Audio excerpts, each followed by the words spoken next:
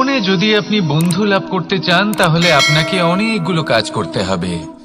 প্রথমে একজন যোগ্য পাত্র সন্ধান করতে হবে, তারপর তার সাথে সময় কাটাতে হবে, সুখ দুঃখে তার সাথে থাকতে হবে, তবে গিয়ে সে বন্ধু হবে। কিন্তু যদি আপনি শত্রু খুঁজতে চান তাহলে কোথাও যাওয়ার দরকার নেই, কারণ আপনার সবথেকে বড় শত্রু আর কোথাও নেই, আপনারই মনের মধ্যে, আপনার চেতনায় রয়েছে। ক্রোধ, মোহ, লোভ, কাম, মদ, মাৎসর্য। এমন 6 সবথেকে বড় শত্রু যা আপনার আগামী 7 জন্ম নষ্ট করে দিতে পারে যদি আপনি এদের না সামলাতে পারেন।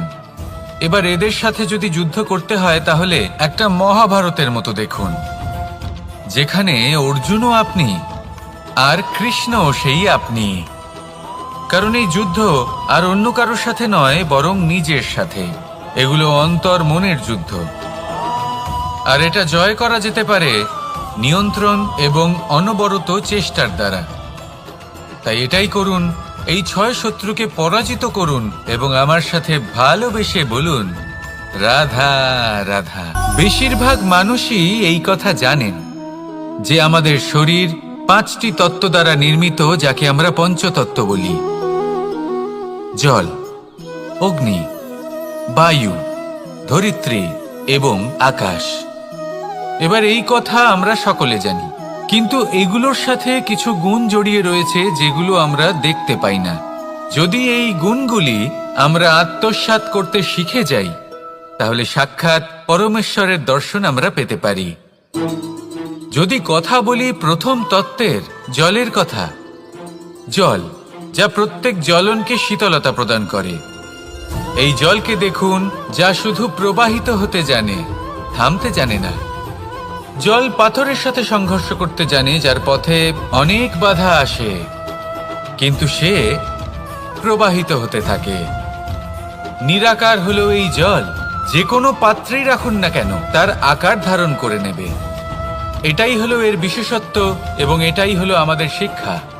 কিভাবে প্রবাহমান থাকতে হবে, কিভাবে আমাদের থামলে চলবে না, তাতে আমাদের পথের মধ্যে যতই যেরকমই সমস্যা আসুক না কেন, আমাদের এই জলের মতোই নিরাকার হয়ে যে কোনো পরিস্থিতিতেই প্রবাহমান থাকতে হবে। এই শিক্ষাই জলের থেকে লাভ করুন আর আমার সাথে ভালোবেসে বলুন, রাধা রাধা। আলস্য আপনার আরো একটা অত্যন্ত বড় শত্রু, যা আপনার মনের মধ্যে বসবাস করে আর ধীরে ধীরে আপনার কার্য শরীরের একটা অংশ হয়ে ওঠে। সব কাজে দেরি করিয়ে দেয়, সবকিছু নষ্ট করে দিতে পারে এই আলস্য। এই কাজ আজকে হলো না, কোনো ব্যাপার নয়, কালকে করে নেব।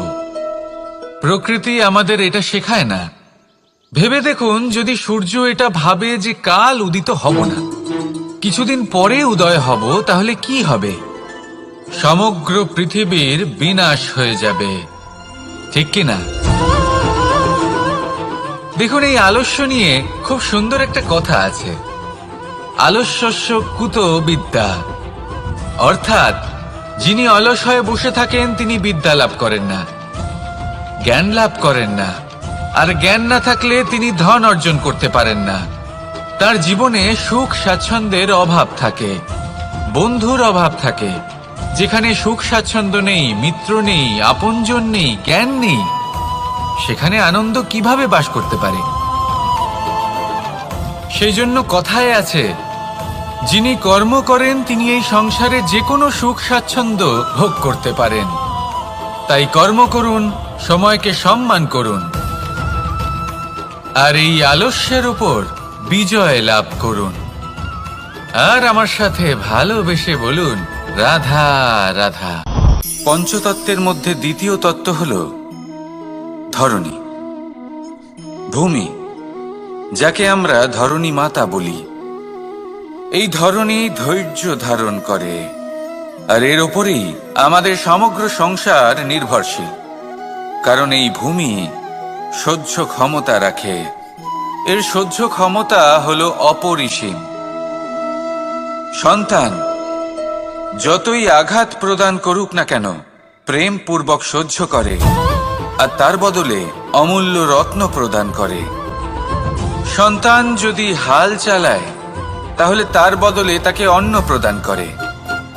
এটাই হলো ধরনী। এবার এর থেকে আমরা কি শিক্ষা পেতে পারি? এটাই যে কারোর জন্য কিছু করা বা কাউকে কিছু দেওয়া মনে কোনো কামনা ছাড়াই। আর এই কথাটা বুঝে যান, যদি কারোর জন্য কামনা না রেখে বা কোনো পাওয়ার আশা না রেখে কারোর জন্য কিছু করেন বা কারোকে কিছু দেন, যদি এটা আপনি শিখতে পারেন তবে আপনি ভালোবাসতে শিখে গেছেন। আর সেই জন্যই এই ধরিত্রীকে মাতা বলা হয়। কারণ মাতা শুধু উনি নন যিনি গর্ভে সন্তানকে ধারণ করেন, মাতা তো উনিও যিনি জীবন বাঁচতে শেখান, যিনি জীবন বাঁচার উদাহরণ প্রদান করেন। তাহলে ধরনীর থেকে এই নিঃস্বার্থ ভাব শিখুন, নিঃস্বার্থ ভালোবাসা শিখুন, আর এই ভালোবাসার সাথেই বলুন রাধা রাধা। বায়ু পঞ্চতত্ত্বের মধ্যে তৃতীয় তত্ত্ব। কেউ একে সমীর বলে, আবার কেউ একে পবন বলে। প্রথম কথা হলো এটাই যে এই বায়ু আমাদের জীবন দান করে প্রতিদিন, প্রত্যেক মুহূর্তে। এই বায়ুর কারণেই আমরা নিঃশ্বাস নিতে পারি, জীবিত থাকতে পারি। এই বায়ুই হলো সেই যা সকল মেঘেদের একত্রিত করে একটি স্থানে আর বর্ষা ঘটায়। আর এই বর্ষার কারণেই এই ধরিত্রীতে অন্ন উৎপন্ন হয়। এই বায়ুকে দেখুন, কখনো এতটা সৌম্য যে আপনার কোনোই তফাৎ বোধ হয় না, আর কখনো কখনো এমন রূপ ধারণ করে ফেলে যে অনেক বড় বড় পর্বতের আকার পর্যন্ত বদলে ফেলে। এটাই হলো বায়ুর বিশেষত্ব। বায়ু শেখায় যে সময়ের সাথে সাথে বইতে থাকো, সকলকে জীবন দান করো, সকলকে সাহায্য করো, কিন্তু যখন বিপদ সামনে আসবে তখন দৃঢ় হয়ে সম্মুখীন হও। বাধা অনুযায়ী নিজেকে গড়ে নিতে হবে, আর কখন কতটা কঠোর হতে হবে আর কখন কতটা সৌম্য হতে হবে এটা বায়ুকে দেখে শিখুন, আর আমার সাথে ভালোবেসে বলুন রাধা রাধা। অগ্নি চতুর্থ তত্ত্ব, সব থেকে বেশি গুরুত্বপূর্ণ কিন্তু তার থেকেও বেশি ভয়াবহ। কখনো অগ্নিকে নিয়ন্ত্রিত রূপে উনুনে জ্বলতে দেখেছেন? এই অগ্নি আমাদের খাবার বানাতে সাহায্য করে, যা আমাদের শক্তি প্রদান করে। কিন্তু এই অগ্নি যখন বিচলিত হয়ে, অনিয়ন্ত্রিত হয়ে কোনো বনের আগুন হয়ে ওঠে, তখন মহা বিনাশ ঘটে যায়। আপনারই অন্তরের ঊর্জা হলো এই অগ্নি। এটা আপনার শক্তিও, আপনার ক্রোধও। একে ব্যবহার কিভাবে করবেন তা আপনারই হাতে। যদি কোনো ব্যক্তি নিজের অন্তরের এই ঊর্জাকে ব্যবহার করেন শক্তির রূপে, তাহলে সে বিকাশ ঘটাতে পারে, নির্মাণ ঘটাতে পারে। কিন্তু যদি কোনো ব্যক্তি তার অন্তরের ঊর্জাকে বিধ্বংসী অস্ত্র বানিয়ে ফেলেন, তাহলে নিশ্চিত রূপে মহা বিনাশ ঘটতে পারে, যাতে বিনাশ তারও অবশ্যই হবে। অনেক বছর পূর্বে এমনই এক আগুনের দ্বারা এই সুন্দর পৃথিবীর নির্মাণ হয়েছিল, আর অনেক বছর পূর্বে এমন এক আগুনেই সমস্ত জীব এবং সংসার বিলুপ্ত হয়ে গেছিল। এবার আপনি আপনার অন্তরের ঊর্জা দ্বারা বিনাশ ঘটাতে চান নাকি নির্মাণ ঘটাতে চান, সেই সিদ্ধান্ত আপনারই। আসুন আমার সাথে ভালোবেসে বলুন রাধা রাধা। পঞ্চম তত্ত্ব, আকাশ নব ব্যোম। আসলে কোনো ভ্রম নাকি সত্য? ভ্রম তো হতে পারে না, কারণ ভ্রমের মধ্যে কেউ বাঁচতেই পারে না।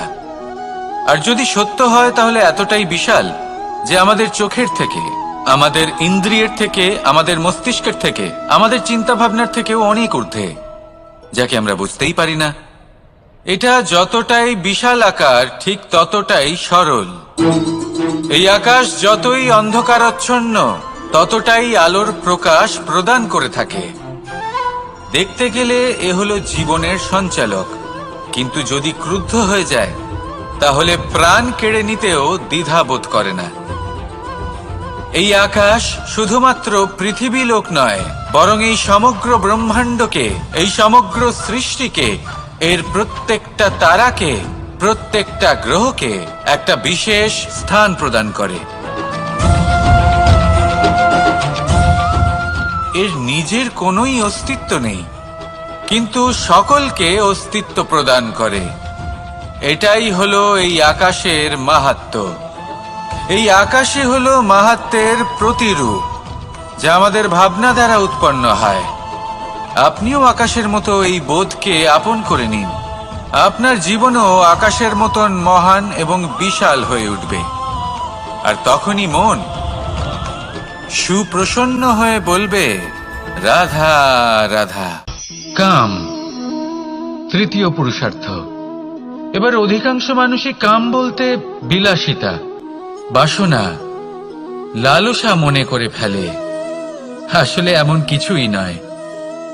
কামের বাস্তবিক অর্থ কি?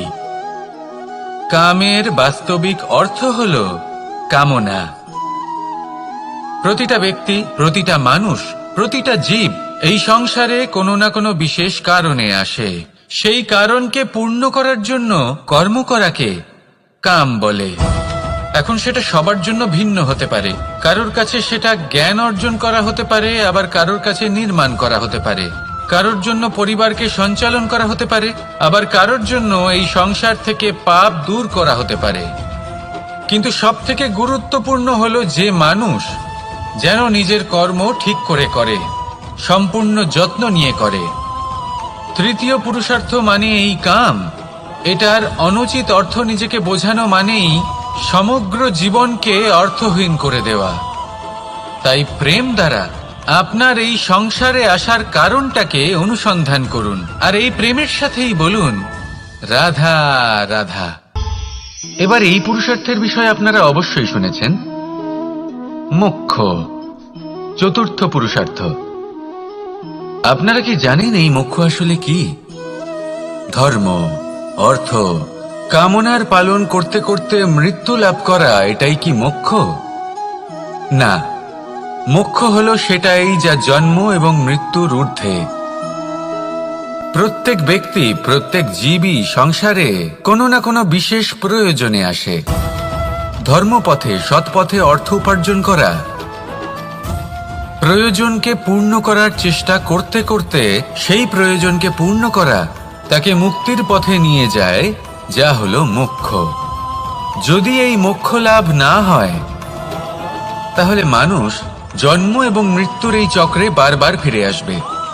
তাই নিঃস্বার্থভাবে সদ্ভাব নিয়ে কর্ম করুন, সকলকে ভালোবাসুন, আর আমার সাথে বলুন, রাধা রাধা। মানুষ বড়ই বিচিত্র প্রাণী। অধিক থেকে অধিকতর ধন লাভ করার চেষ্টায় নিজের শরীরকে নষ্ট করে ফেলেন, নিজের শক্তি হারিয়ে ফেলেন, নিজের সামর্থ্য হারিয়ে ফেলেন। আর যে ধন লাভ করেন সেটা কোথায় যায়? সেই শক্তি, সেই সামর্থ্যকে আবার ফিরে পাওয়ার জন্য।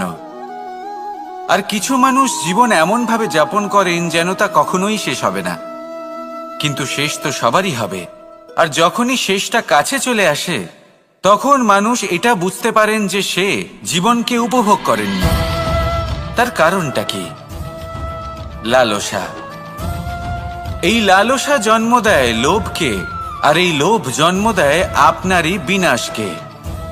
সেই জন্য আজ আপনার কাছে যা কিছু আছে, যেমনটা আছে, তার সাথে জীবন যাপন করুন, পূর্ণরূপে যাপন করুন।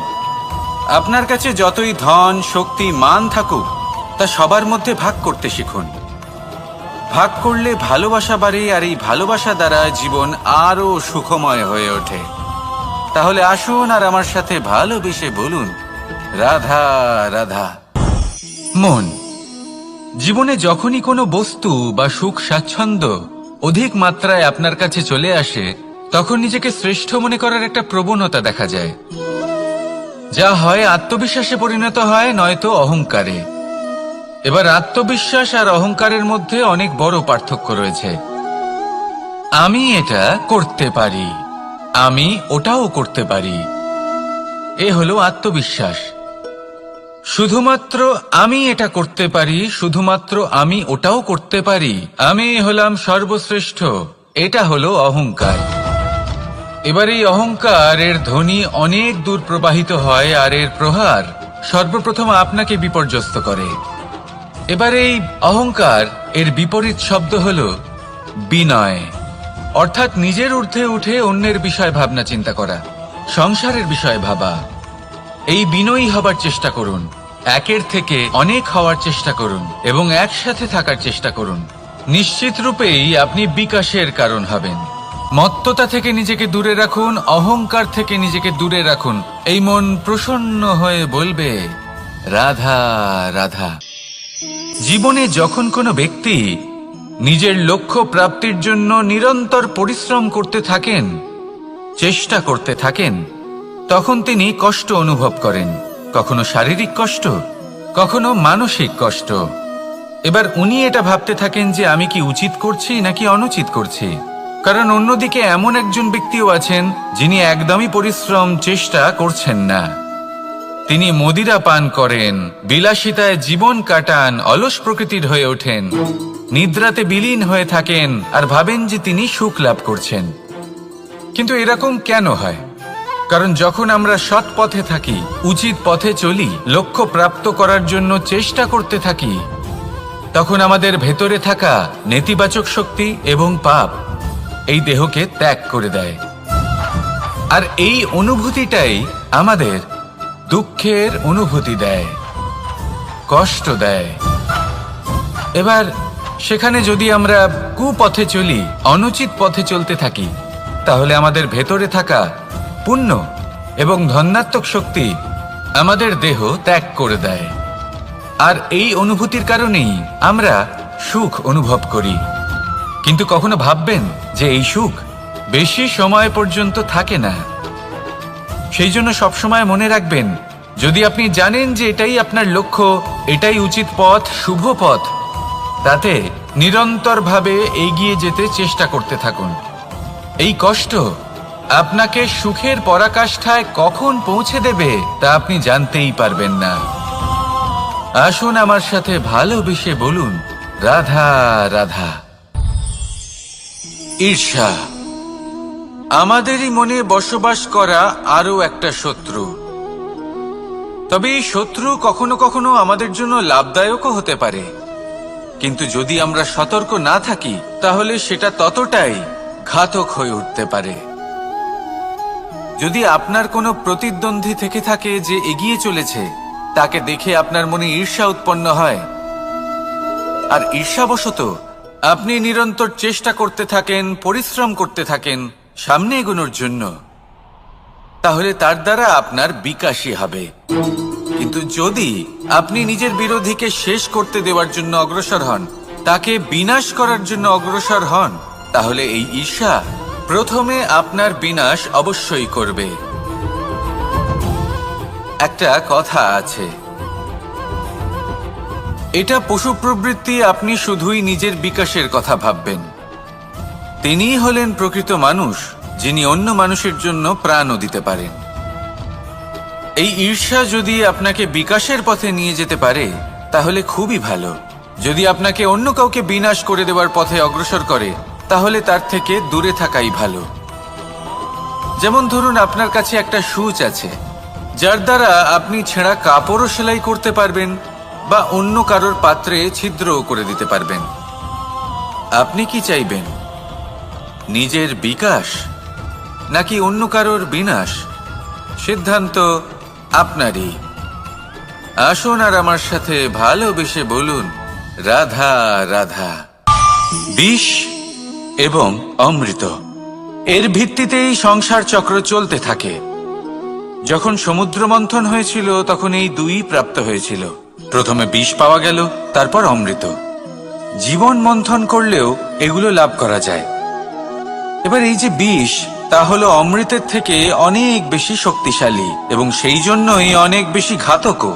এবার বোঝার চেষ্টা করি এই বিষ আসলে কি।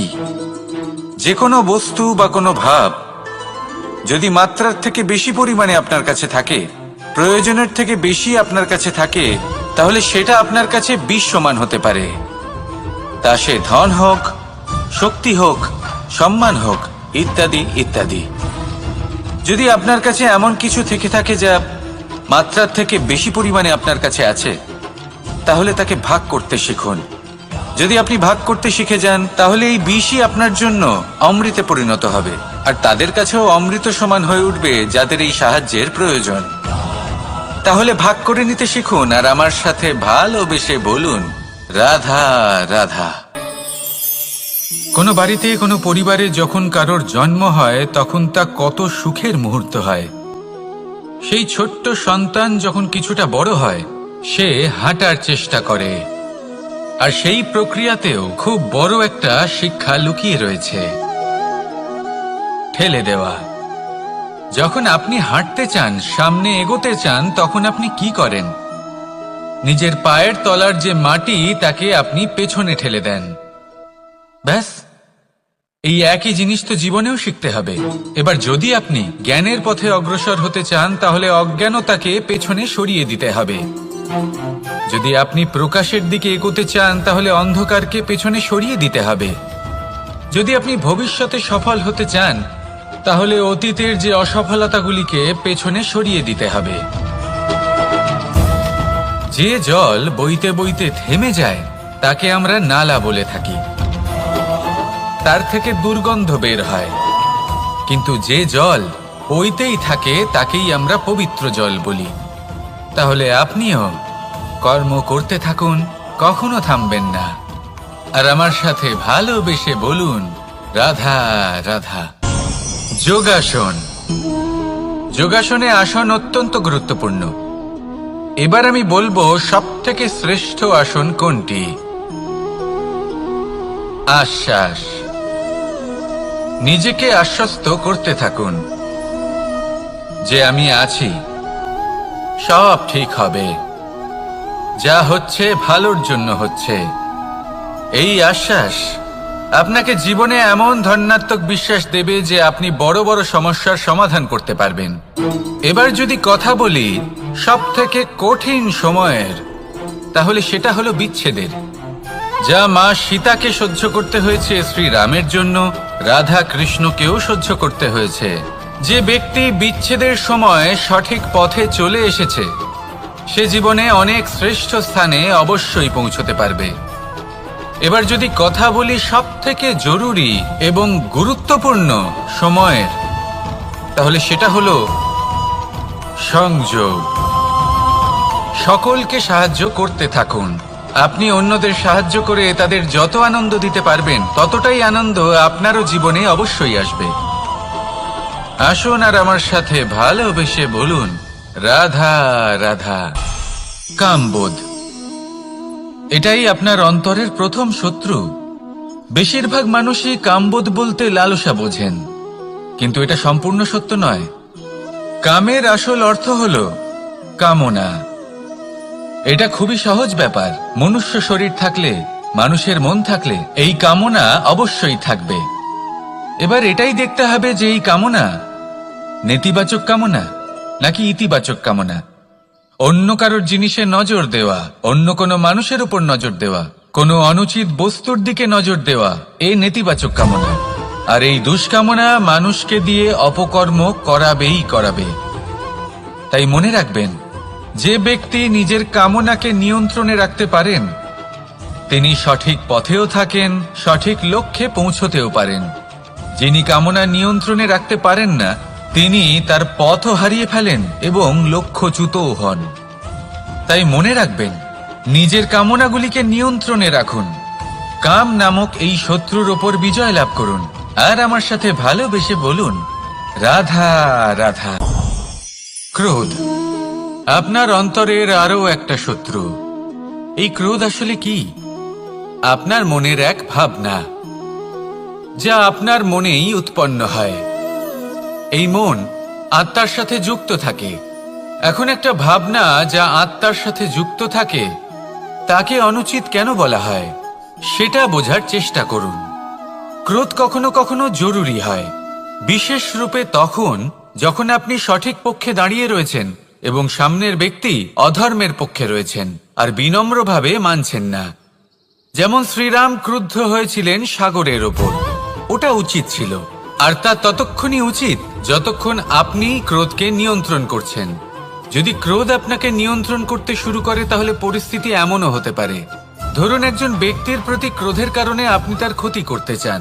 আপনি একটা কয়লা হাতে নিলেন, আর সেই কয়লা সামনের ব্যক্তির ক্ষতি করার পূর্বে আপনার হাত জ্বালিয়ে দেবে। ব্যাস, ক্রোধ এটাই করে, সর্বপ্রথম আপনার ক্ষতি করে, আপনার বিবেক হরণ করে নেয়, আপনি আপনার নিয়ন্ত্রণ হারিয়ে ফেলেন আর সবকিছু নষ্ট হয়ে যায়।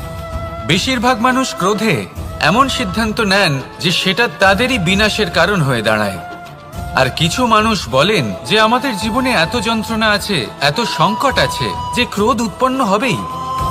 আর এরকম সময় এটাই উচিত হবে যে আপনি নিজেকে ক্রোধের থেকে দূরে রাখুন আর তারপর সমস্যার নিবারণ করুন। আর এই নিবারণই আপনার জীবনকে একটা শ্রেষ্ঠ স্তরে পৌঁছে দেবে। তাহলে ক্রোধ থেকে দূরে থাকুন, সুপ্রসন্ন থাকুন, আর আমার সাথে ভালোবেসে বলুন রাধা রাধা। লোভ আপনার অন্তরের আরো একটা শত্রু। দেখতে গেলে এটা একটা শব্দ, একটা সংস্কৃত শব্দ, লব ধাতু থেকে উৎপন্ন হয়েছে। এর অর্থ কিছু লাভ করা। কিছু লাভ করা অনুচিত নয়, আরো কিছু লাভ করাও অনুচিত নয়, কিন্তু সব থেকে বেশি আমি লাভ করব, আমি আরো চাই, আরো বেশি চাই, আরো বেশি পেতে চাই, এটাই হলো লোভ। আর এই লোভ যখন গ্রাস করে তখন আপনি যা পেতে চান, সে ধনই হোক বা মানই হোক, তা অর্জন করার জন্য মানুষ যে কোনো স্তরে পৌঁছে যেতে পারে। যদি মানুষ ধন অর্জন করতে চান তাহলে তার জন্য তারা অধর্মের পথেও চলতে পারেন। যদি সম্মান অর্জন করতে চান তাহলে অন্য মানুষকে ছোটও করতে পারেন। শেষ পর্যন্ত আপনার এটা মনে হতে পারে যে যদি একটু অল্পই প্রাপ্ত করতাম, কিন্তু ভালোবেসে প্রাপ্ত করতাম, এই জীবন আরো অনেক বেশি সুখী হতো। লোভ আপনার জীবনে, আপনার মনে কখন যে প্রবেশ করবে সেটা আপনি জানতেও পারবেন না। তাই এটা চিনতে শিখুন আর তৎক্ষণাৎ জীবন থেকে বাইরে ফেলে দিন। যা কিছু লাভ করতে চান তা ভালোবেসে লাভ করুন, আর সেই ভালোবাসার সাথেই বলুন রাধা রাধা। মোহ আপনার অন্তরের আরো একটা শত্রু। এবার মানুষ প্রেম আর মোহের মধ্যে পার্থক্য বুঝতে পারে না। কিছু মানুষ ভাবে যে মোহর মধ্যে খারাপ কি আছে। যদি কোনো মানুষের তার বাবা মার প্রতি, তার সন্তানের প্রতি মোহ থাকে, তবে খারাপ কি আছে? খারাপ আছে, আর সেটা তাদের জন্য খারাপ হতে পারে যাদের প্রতি আপনার এই মোহ আছে। এবার মোহ আর প্রেমের মধ্যে পার্থক্য আপনাকে বোঝাচ্ছি। মোহ শুধুমাত্র পেতে চায়, সেখানে প্রেম শুধুমাত্র দিতে শেখায়। এই দুই পরিস্থিতিতেই আপনার হাত প্রসারিত থাকে। মোহের ক্ষেত্রে কোনো বস্তু বা কোনো ব্যক্তিকে লাভ করার জন্য, আর প্রেমে শুধুই প্রদান করার জন্য। মোহর বশে আপনার পায়ে বাঁধন পড়ে যেতে পারে। যদি মাতা পিতার তার সন্তানের প্রতি মোহ থাকে তাহলে তারা তাদের সন্তানকে কখনো দুঃখে, চিন্তায়, যন্ত্রণায় দেখতেই পারবে না। সেই জন্য তারা সন্তানকে বেঁধে রাখতে চান একটা সুরক্ষিত ক্ষেত্রে, যেখান থেকে না তারা সংসারকে দেখতে পায়, না পরখ করতে পারে, না কিছু শিখতে পারে, না বিকট পরিস্থিতির সম্মুখীন হতে পারে। ঠিক যে কারণে তারা দুর্বল হয়ে পড়ে, অজ্ঞানী হয়ে ওঠে। তাদের বিকাশ সেখানেই স্তব্ধ হয়ে যায়, আর সেখানে প্রেম শুধুমাত্র বিকাশের পথে নিয়ে যায়। মা বাবা যদি সন্তানকে ভালোবাসেন তাহলে তাকে ছেড়ে দেন, যে যাও সংসারকে দেখো, পরখ করো আর শেখো। কিভাবে এর সাথে লড়াই করতে হবে সেটা নিজে শেখো। নিজের শক্তি নিজেই বাড়িয়ে তোলো, নিজের পথ চয়ন করো। সেই জন্য এই মোহর শিকল ভেঙে ফেলুন আর প্রেমকে আপন করে নিন। আর এই প্রেম দ্বারাই বলুন রাধা রাধা।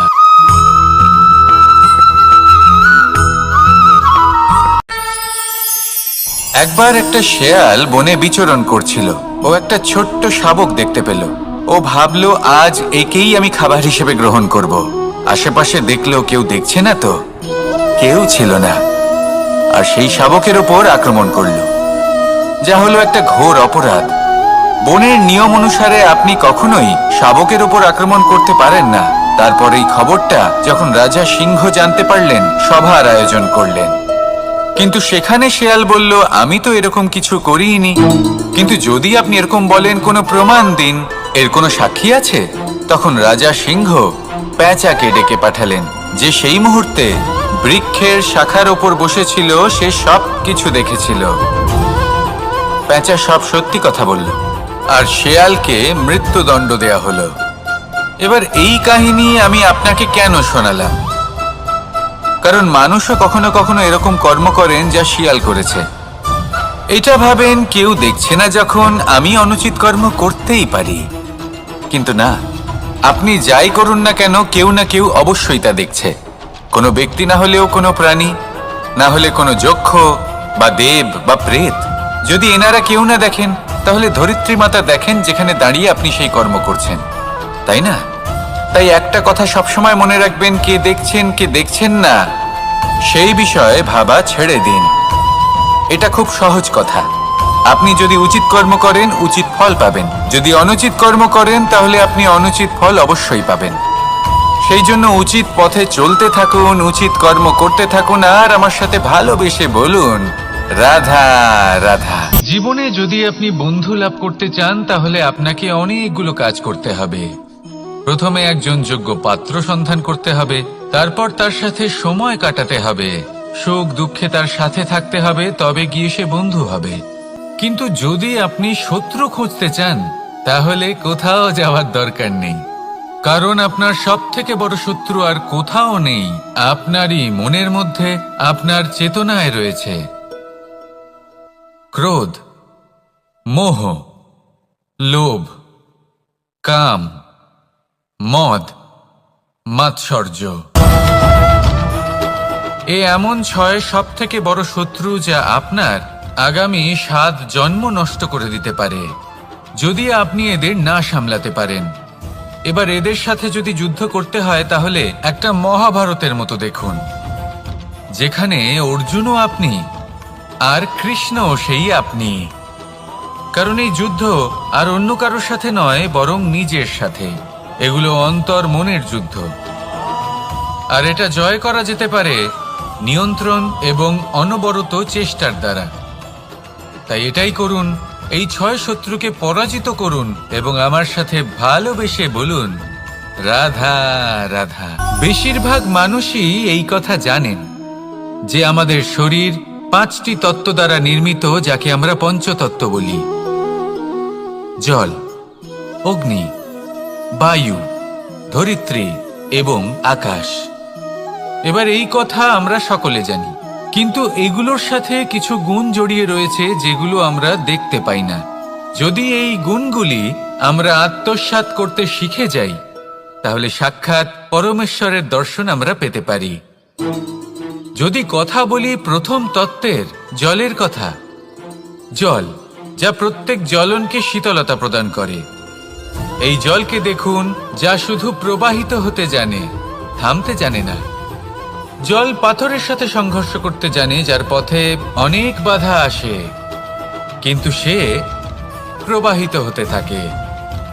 নিরাকার হলো এই জল, যে কোনো পাত্রেই রাখুন না কেন, তার আকার ধারণ করে নেবে।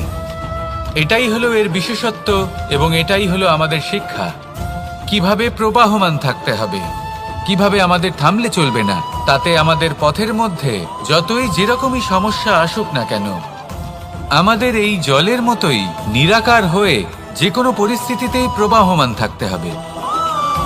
এই শিক্ষাই জলের থেকে লাভ করুন, আর আমার সাথে ভালোবেসে বলুন, রাধা রাধা। আলস্য আপনার আরো একটা অত্যন্ত বড় শত্রু, যা আপনার মনের মধ্যে বসবাস করে আর ধীরে ধীরে আপনার কার্য শরীরের একটা অংশ হয়ে ওঠে।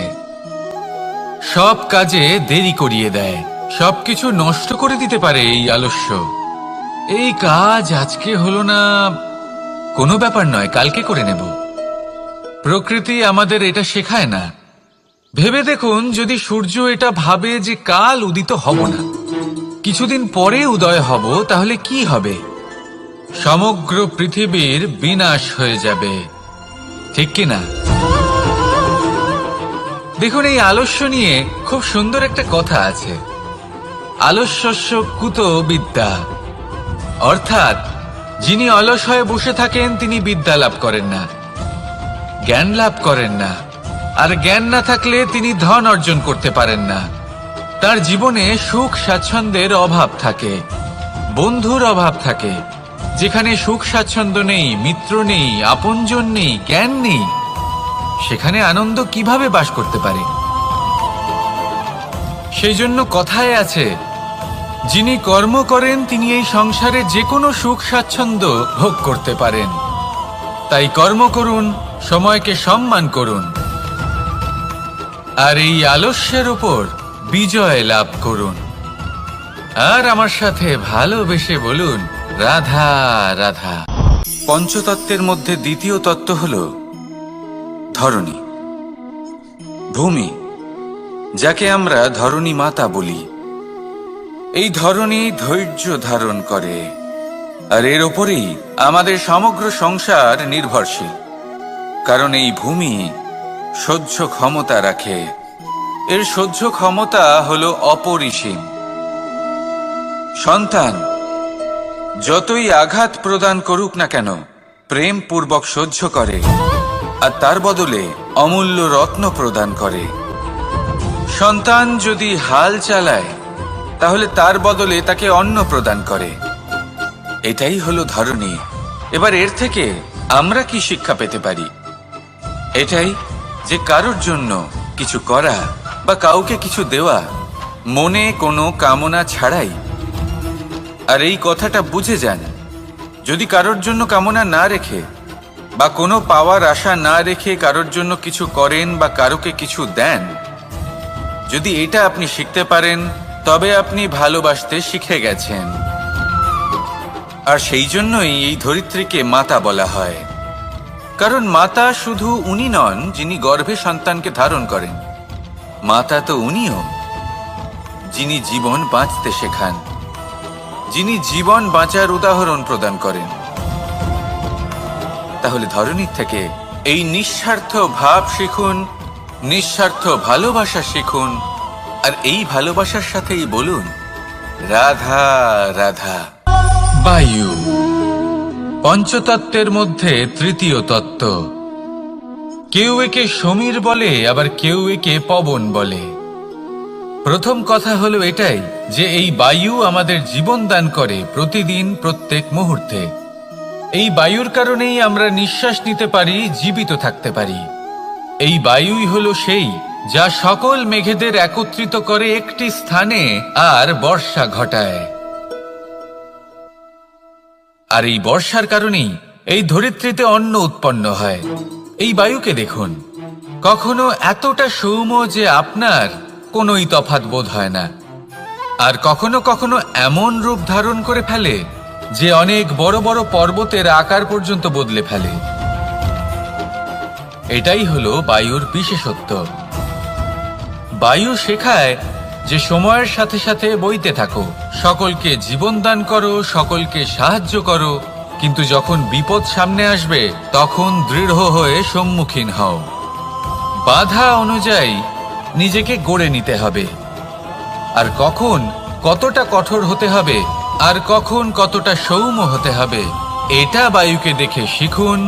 আর আমার সাথে ভালোবেসে বলুন, রাধা রাধা। অগ্নি চতুর্থ তত্ত্ব, সব থেকে বেশি গুরুত্বপূর্ণ কিন্তু তার থেকেও বেশি ভয়াবহ। কখনো অগ্নিকে নিয়ন্ত্রিত রূপে উনুনে জ্বলতে দেখেছেন? এই অগ্নি আমাদের খাবার বানাতে সাহায্য করে, যা আমাদের শক্তি প্রদান করে। কিন্তু এই অগ্নি যখন বিচলিত হয়ে, অনিয়ন্ত্রিত হয়ে কোনো বনের আগুন হয়ে ওঠে, তখন মহা বিনাশ ঘটে যায়। আপনারই অন্তরের ঊর্জা হলো এই অগ্নি। এটা আপনার শক্তিও, আপনার ক্রোধ। একে ব্যবহার কিভাবে করবেন তা আপনারই হাতে। যদি কোনো ব্যক্তি নিজের অন্তরের এই ঊর্জাকে ব্যবহার করেন শক্তির রূপে, তাহলে সে বিকাশ ঘটাতে পারে, নির্মাণ ঘটাতে পারে। কিন্তু যদি কোনো ব্যক্তি তার অন্তরের ঊর্জাকে বিধ্বংসী অস্ত্র বানিয়ে ফেলেন, তাহলে নিশ্চিত রূপে মহা বিনাশ ঘটতে পারে, যাতে বিনাশ তারও অবশ্যই হবে। অনেক বছর পূর্বে এমনই এক আগুনের দ্বারা এই সুন্দর পৃথিবীর নির্মাণ হয়েছিল, আর অনেক বছর পূর্বে এমন এক আগুনেই সমস্ত জীব এবং সংসার বিলুপ্ত হয়ে গেছিল। এবার আপনি আপনার অন্তরের ঊর্জা দ্বারা বিনাশ ঘটাতে চান নাকি নির্মাণ ঘটাতে চান, সেই সিদ্ধান্ত আপনারই। আসুন আমার সাথে ভালোবেসে বলুন, রাধা রাধা।